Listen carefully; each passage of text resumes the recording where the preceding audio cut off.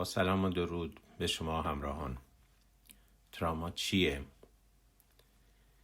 میخوام از تراما حرف بزنم، اما نه به عنوان یک واژه تخصصی، بلکه به عنوان چیزی که امروز میلیون ها ایرانی با اون زندگی میکنند.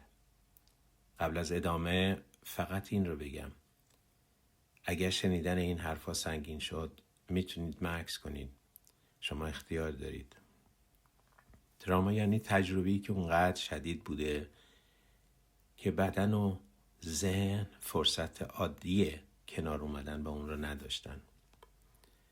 وقتی در یک جامعه 30 تا 40 هزار نفر به طور عریان و خیابانی کشته میشن، تراما فقط مربوط به کسانی نیست که جان باختند.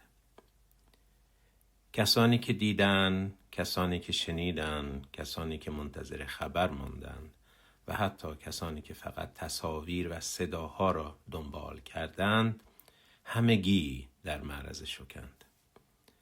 مغز انسان طوری ساخته نشده که این حجم از خشونت را بدون اثر جذب کند.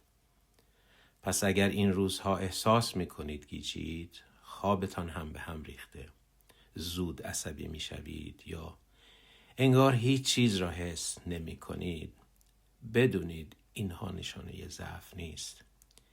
اینها واکنش‌های طبیعی به یک وضعیت غیر انسانی هستند. اینجا تراما فقط فردی نیست، بلکه یک ترامای جمعیه.